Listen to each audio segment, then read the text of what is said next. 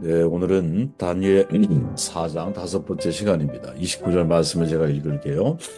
12달이 지난 후에 내가 바벨론 왕궁 지붕에 권일세 나 왕이 말하여 이르되 이 큰 바벨론은 내가 능력과 권세로 건설하여 나의 도성으로 삼고 이것으로 내 위엄의 영광을 나타낸 것이 아니냐 하였더니 이 말이 아직도 나 왕의 입에 있을 때에 하늘에서 소리가 내려 이르되 느부갓네살 왕아 내게 말하노니 나라의 왕위가 내게서 떠났느니라. 경하는 말씀으로 물리쳐야 합니다라는 제목으로 말씀을 나눌게요. 너무나 잘 아는 구절이죠. 느부갓네살은 다니엘의 꿈 해석을 듣고도 여전히 자신이 이룬 제국의 영화에 도취된 한 1년 정도를 그렇게 더 살았던 것 같아요. 아마도 느부갓네살은 자신이 꾼 꿈을 반신반의 사람이 그렇잖아요. 어떤 비판적인 이야기를 듣거나 나에 대한 평가, 내 미래에 대한 이야기를 들었을 때 바로 그것을 수용하는 사람이 있는가 하면 반신반의할 수 있죠. 아마도 느부갓네살에게도 그런 마음이 있었던 것 같아요. 어느 날 바벨론 왕궁을 거닐 때 자신이 만든 제국들을 바라봤겠죠. 이렇게 과대망상에 사로잡힙니다. 이 큰 바벨론 내가 이렇게 고백을 하는 거예요. 그러자 그 자랑이 채 끝나기도 전에 하늘에서 소리가 들렸고 야 왕이가 내게서 떠났어 이런 소리를 들은 거죠. 하나님의 절대적인 주권과 통치를 인정하기까지 7년 동안 들짐승처럼 살게 되리라는 선언이 주어지잖아요. 그리고 훗날 느부갓네살이 기한이 다 찬 이후에 하늘을 우러러보았다 그러죠. 그랬더니 다시 총명이 자기에게 돌아왔다. 34절에 이렇게 증언하죠. 교만에서 겸손으로 변화된 거예요. 겸손이 뭘까? 하늘을 바라볼 줄 알아야 되는 거죠. 하나님이 두려워해야 돼요. 하나님을 두려워하면서 내가 생각한 내 감정을 숨길 수 있을까? 사람을 이용해서 내가 원하는 목적을 이루려고 할까? 하나님을 두려워하는데 세상의 모든 것들이 내가 만든 위용이요, 내가 만든 그 모든 제국이 내가 만든 거고 나의 능력이고 이렇게 말할 수 있을까? 하늘을 우러러 봐야 제정신이 돌아오는 거죠. 그죠? 느부갓네살의 이 살아있는 행동 언어 아니겠습니까? 삶을 통해 우리에게 증명해주고 있는. 이렇듯 교만은 자기의 업적을 주목한다면 겸손은 하나님의 주권, 하늘을 바라보는 거죠. 그리스도 대학교 이호갑 교수가 최근 발표한 칼빈의 죄인 이해 논문에 보면 칼빈이 뽑은 제일 심각한 영적 질병 중에 하나가 뭐냐? 그게 교만이라 그래요. 허튼 상상을 가지고 자신이 무엇이나 할 수 있다고 생각하면서 하나님마저도 강제하고 우상이나 미신까지도 만들어내는 인간의 치명적인 병이다. 너무 뿌리 깊은 병이어서 하나님은 이 병을 치료하기 위해 똑같은 것을 사용해야 할 정도이다. 아, 참 되게 표현이 재밌죠, 그죠? 너무 뿌리 깊은 병이고 이 병을 치료하려면 똑같은 것을 사용해야 돼. 느부갓네살에게 미치게 만드는 거죠. 야, 교만은 미친 거야. 이런 메시지가 그 안에 담겨 있는 거 아닐까요? 인간의 가장 심각한 과대망상이 뭐냐? 하나님에 대한 망상이죠. 칼빈도 한 말이에요. 우리가 하나님을 실제로 알아야지 망상으로가 아니다. 이렇게 말하잖아. 실제로 알아야지 하나님을. 망상으로 하나님을 알면 안 되죠. 그러니까 성경이 말하는 하나님 앞에 서야 되는 거지. 내가 만든 하나님 앞에 서 있으면 안 된다라는 거죠. 그래서 우리는 철저하게 처절할 정도로 하나님 말씀과 싸워야 될 사람들인 거지. 자기 생각과 싸우는 사람, 표현이 좀 그러네요. 하나님의 말씀을 수용해야 되는 거지. 자기 생각을 수용하는 훈련들을 거기에 길들여지면 되게 위험한 거예요. 그러니까 교만은 자기 중심성을 가지고 있기 때문에 철저하게 자기 위주로 생각하고 자기만을 위하고 자기를 유지하고 보호하기 위해서 진리도 거부하고 거짓으로 만들어 버릴 수 있는 병. 그래서 실은 사실상 교만은 치료하기가 되게 쉽지 않은 질병이 아니겠느냐. 자, 생각해 보세요. 성경이 말하는 인간의 타락, 아담과 하와 떠올려 보면 하나님께서 먹지 말라고 한 선악과를 먹음으로 비롯되었어. 선악과를 먹었다라는 것은 결국 하나님과 같이 되려는 마음이야. 그러니까 사람이 하나님과 같이 되려고 하는 것은 작은 일 하나에도 자신이 주관하는 대로 되어야 한다는 바로 그 생각의 이면에 인간이 하나님을 되려고 하는 것이 바로 여기에서부터 출발하는 거구나. 그러니까 이거를 좀 확대해서 적용해 보면 자기의 생각을 기준으로 부합하면 선한 거고 그렇지 않으면 악한 거라고 생각하는 거. 이게 바로 인간이 선악과를 먹은 모습인 거예요. 여러분, 가인과 아벨. 왜 우리가 가인을 이렇게 보호하시는 하나님에 대해서 불편한가? 자기 자신을 아벨이라고 착각하기 때문에. 사울과 다윗 얘기하면 여러분은 사울을 욕하죠. 그죠? 근데 여러분이 사울이라고 생각해 보면 어떻게 사울을 욕합니까, 우리가? 지난주 양과 염소, 우리 양이라고 착각을 해. 그러다 보니까 내 생각의 기준에서 부합하면 선한 거고, 그렇지 않으면 악한 거라고. 세상을 이렇게 바라보는 습관이 우리에게 있다라는 거죠. 자, 여러분, 나 왕이 말하여 이르되 큰 바벨론, 내가 능력과 권세로 건설하여 이 한 구절에 무려 나가 네 번 등장하죠. 철저하게 자기중심적 사고를 하고 있어요. 자기 생각만을 주장하고 있어. 이미 모두가 그가 왕이라는 거 다 알고 인정하잖아. 그럼에도 나 왕이 말하여 이렇게 말해요. 바벨론 제국 나의 능력으로 이룬 거야. 바벨론 제국의 화려한 도성 나의 도성이야. 그 모든 과정이 나의 위엄과 영광을 드러내는 과정이라고 말이야. 교만의 종합 세트죠.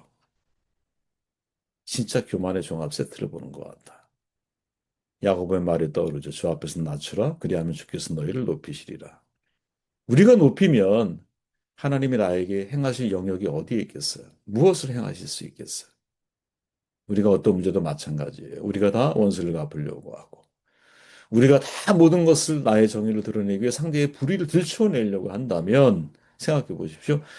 하나님의 신원하심, 하나님의 영역은 어디에 있겠어? 그때 생각을 내려놔야 돼요. 그때 생각을 내려놔야 돼요. 하나님이 행하십시오. 우리는 단지 하나님이 우리에게 말씀하신 거에 충실하게 반응하겠습니다. 어려운 선택이거든요. 자, 한 걸음 더 들어가 볼게요. 한편 나를 내세움으로 교만함을 보여주는 사람이 누구? 느부갓네살이야. 근데 성경에는 여러분 정반대 사람이 있어요. 나를 겸손으로 포장해서 교만을 교모하게 숨기는 사람도 있다는 거지. 그가 바로 사울이에요. 사무엘상 15장에 가보면 이렇게 말해요. 사울이 사무엘에게 이르되 내가 범죄하였나이다. 나죠? 내가 여호와의 명령과 당신의 말씀을 어긴 것은 내가 백성을 두려워하여 그들의 말을 청종하였음이니이다. 청하오니 지금 내 죄를 사하고 나와 함께 돌아가서 나로 하여금 여호와께 경배하게 하소서 하니 엄청나게 내가 나오죠. 자, 사울의 내가라고 하는 말과 느부갓네살 내가라고 하는 말은 차원이 달라 보여요. 사울의 내가는 지금 회개하고 있어. 용서를 비는 내가야. 굉장히 겸손해 보이죠, 지금. 그러나 여러분, 그런 말 있잖아요. 기침과 사랑, 교만 감출 수 없잖아. 똑같이 위장된 겸손은 오래가지 않아. 왜?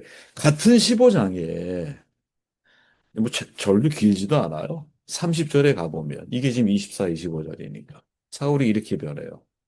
사울이 이르되 내가 범죄하였을지라도 이제 청하옵나니 내 백성들의 장로들 앞과 여긴 내가 빠진 거죠. 이스라엘 앞에서 또 나를 높이사 나와 함께 돌아가서 내가 당신의 하나님 여호와께 경배하게 하소서. 여러분 패턴이 똑같죠. 위의 패턴과 나와 함께 돌아가서 나로 하여금 여호와께 경배하게 하소서. 패턴이 똑같죠. 야, 이 되게 무서운 거구나. 오히려 느부갓네살 왕 쪽이 더 순수해 보이잖아요. 저는 느부갓네살이 훨씬 순수해 보이는 거야. 결국 사울 왕이 내가라고 하는 겸손으로 포장된 교만이 24, 25절에서 30절로 넘어가면서는 어떻게 돼? 야, 이게 겸손이 아니었구나. 저게 위장된 겸손이었구나. 특히 예수 믿는 사람들이 하나님을 안다고 말하는 사람들 가운데는 사울처럼 소위 누구에게나 주목할 만한 외적 조건을 갖추고 있고 사람들이 인정을 받을 만큼 지성과 실력을 겸비한 사람일 경우에 느부갓네살과가 아니라 사울과에 속할 확률이 대단히 높아요. 차라리 여러분 시간 망치고 애초에 거만한 사람은 오히려 안전해. 왜? 회개할 기회가 있기 때문에. 그런데 굉장히 교양이 있고 겉으로 보기에 진짜 겸손한 사람, 말이 그렇게 겸손해. 겸손한데 중요한 건 뭐야? 그 겸손함이 자기 생각만 관철시키려고 해. 하나님의 생각이 그 속에 담겨 있지 않아. 와, 이게 정말 무서운 교말이죠. 여러분 이 뿌리가 어딘지 아세요? 마태복음 4장에 보니까 예수님이 시험 당하잖아. 마지막 세 번째 시험이 뭔지 알아? 이렇게 말해요. 이르되 만일 내게 엎드려 경배하면 마귀 거짓의 아비죠. 그런데 조금 더 들어가 보면 마귀는 나를 주장하는 교만의 선봉장인 거예요. 내게 엎드려 경배하면. 사울이 말하는 이스라엘 앞에서 나를 높이사. 느부갓네살이 표현하고 있는 나의 위엄과 영광. 아주 일맥상통하죠.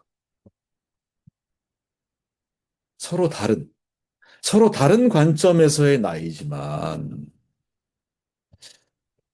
이 나 속에는 진짜 교만해서 내가라고 말하는 사람도 있고 또는 아주 겸손하게 위장되어져서 내가를 말하는 사람도 있고 그 근본적인 뿌리를 거슬러 올라가 보면 내게 엎드려 경배하면 그들은 사탄을 따라가는 사람이라는 거죠.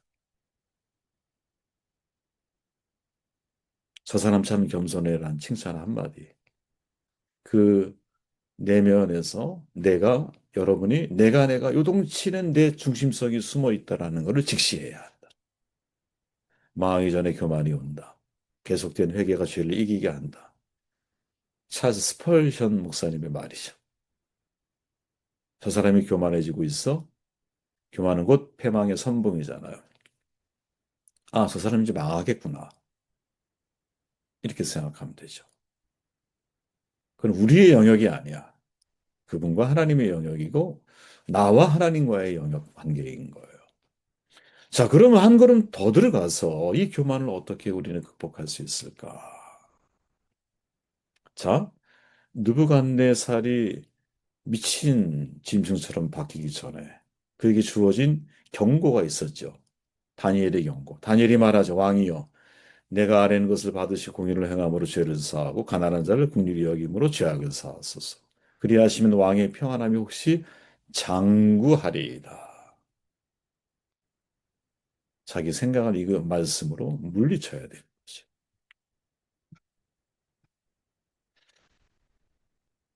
기록된 말씀이든 선포된 말씀이든 누군가를 통해 전달된 말씀이든 하나님 말씀이 내 인생의 타산지석이 되어야 되는 거예요.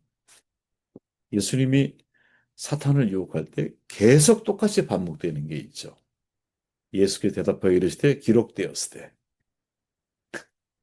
4장 7절 또 기록되었을 때 4장 10절 사탄아 물러가라 기록되었을 때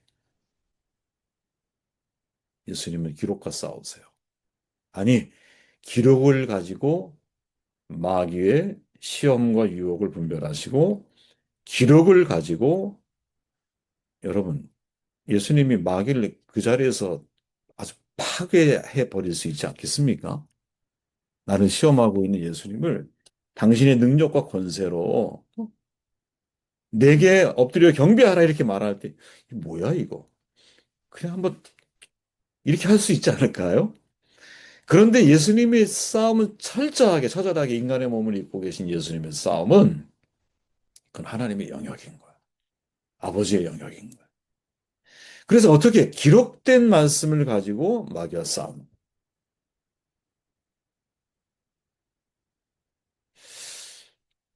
어, 여러분 이 말씀이 우리의 가슴에 새겨지기를 바랍니다. 내가라고 하는 내 생각만을 관철시키려고 하는 사람들이 있어요. 그들을 잘 살펴야 돼. 나에게 그 모습이 있지 않은가? 나도 살펴야 돼. 그리고 위장된 내가라고 하는 말을 쓰는 사람들이 있어요. 굉장히 교양 있고 겸손해 보여요. 그런데 그 사람은 그 교양 있는 말을 통해서 자기를 주장해. 엄청난 교만이거든요. 예.